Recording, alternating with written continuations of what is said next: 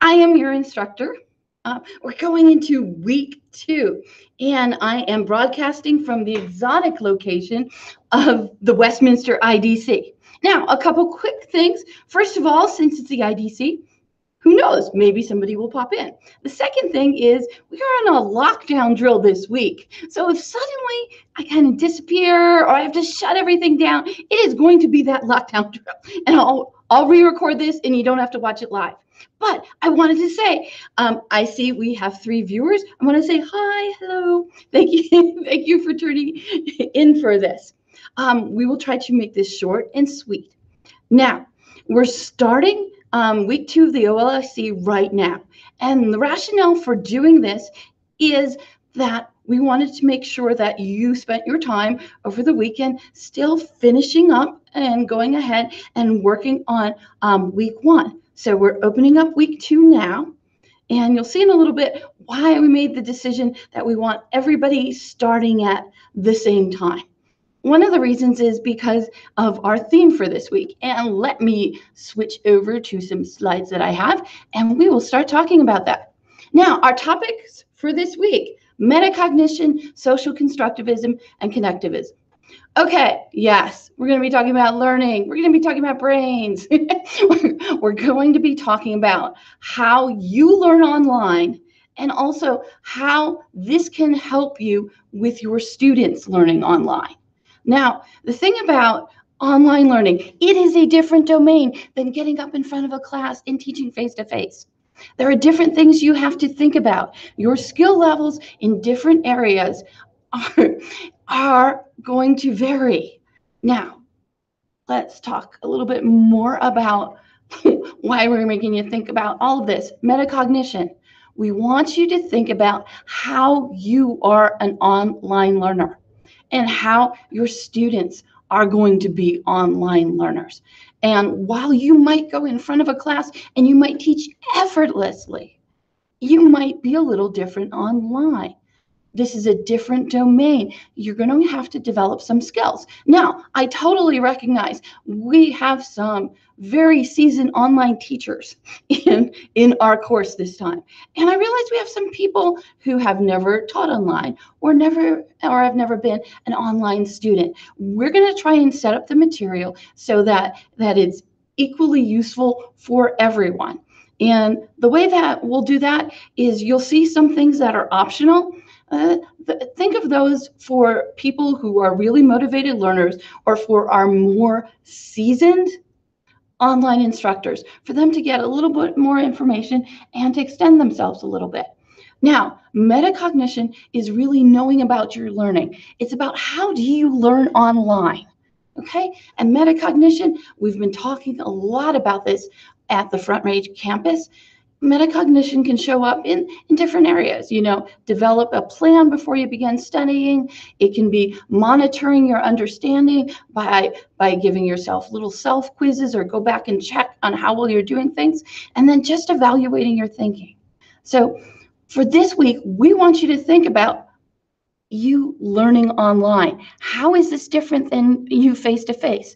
Do you read things on screen? Do you have to print things off? How exactly do you go about doing this? So some of the big skill examples you'll see here. First of all, the first one, knowing the limits of your memory. Think about it. Do you have to take notes? You know, are you better listening to things, or do you really have to visually see things? Or, and I mean, for me, this is what I know about myself when it comes to educational technology tools. I mean, you can talk to me about them, you know, for 8 hours. It doesn't mean I'm going to get it. I actually have to go on the keyboard with the mouse and play with it. I have to use my psychomotor skills to be able to learn things. Now, not everybody is like that. The next one, self-monitoring your learning strategy. So this might be drawing a concept map as you're reading through things. And this next one is something I do all the time. I skim the subheadings before I start reading. And I'm also bad if it's a research article. I will go and I will look at the references first before I read anything else. But that's some of the metacognition skills for me. you're going to be thinking about your own. The other things are rehearsing a skill to gain proficiency or doing a self-test. These are all metacognition skills. What you're going to have to think about is how will you be using these in the online domain, and how do you also set these up for your students? So we're giving you the student experience here, but we also want you to step out and think about how this will relate to your students.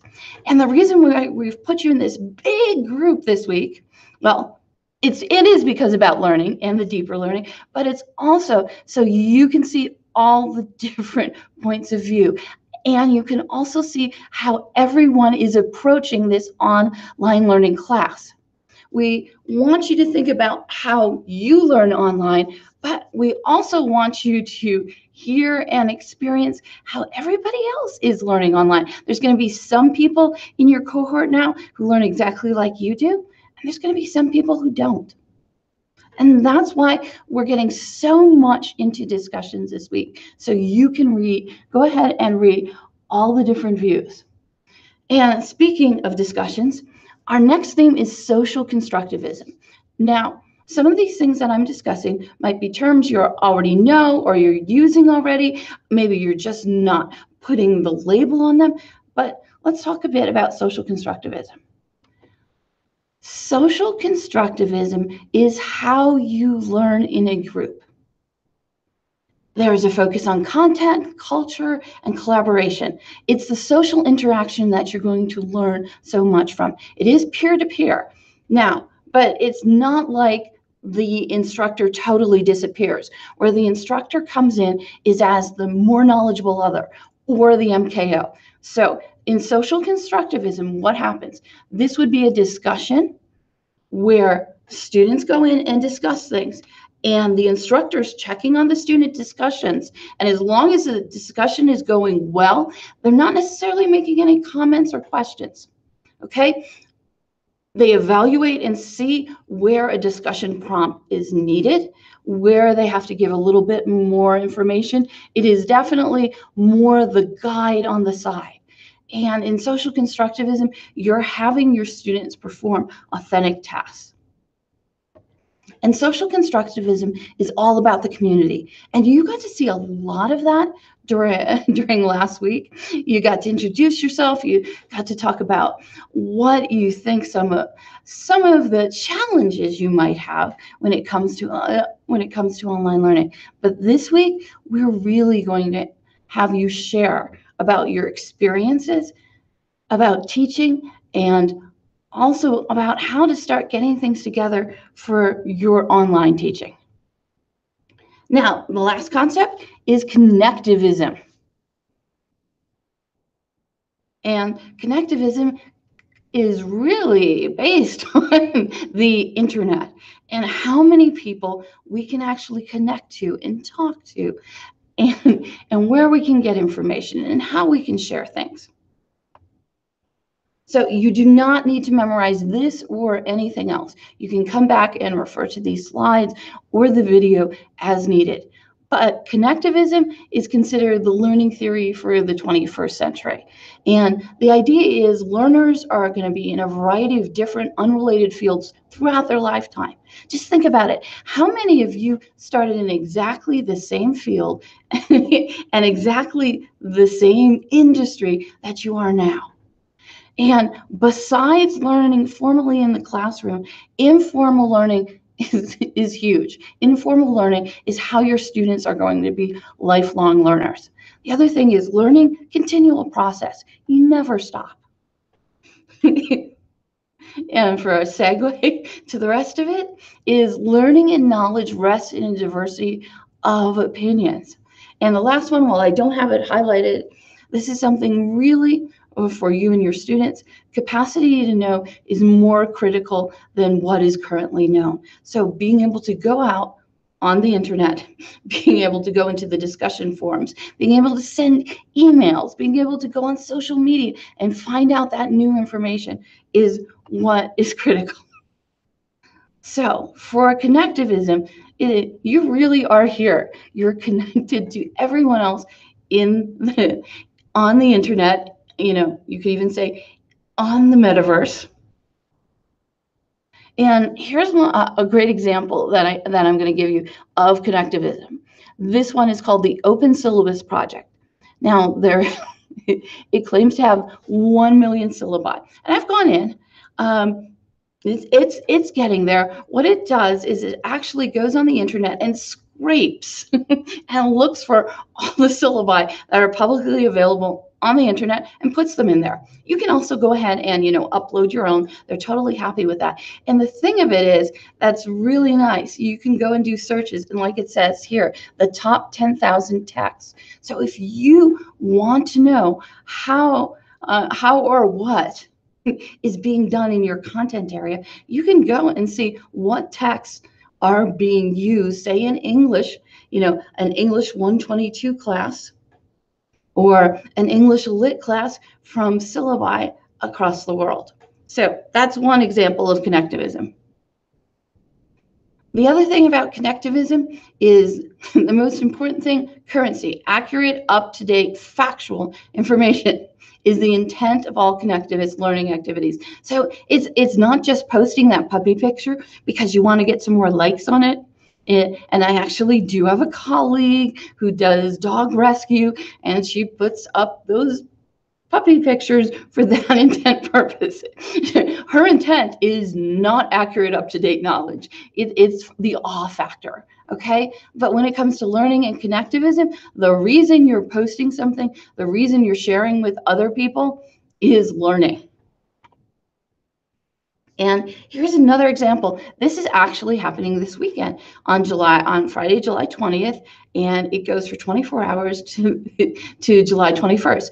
It is the EdChange Global Conference. It's a free online conference, and there are a bunch of EdTech people who, during that 24-hour period, there are going to be anywhere from 4 to 5 sessions that you can go to for free, and they're going to be sharing the educational technology tools that they use. Okay, so a little more before we wrap up connectivism, and we're spending more time in this because this learning theory, you've probably heard about metacognition.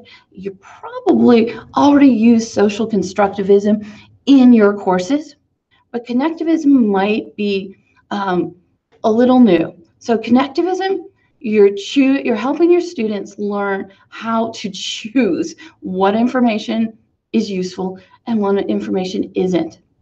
And this last thing, while there might be a right answer now, it might be wrong tomorrow, meaning in a lot of our content areas, things change. There's fundamentals.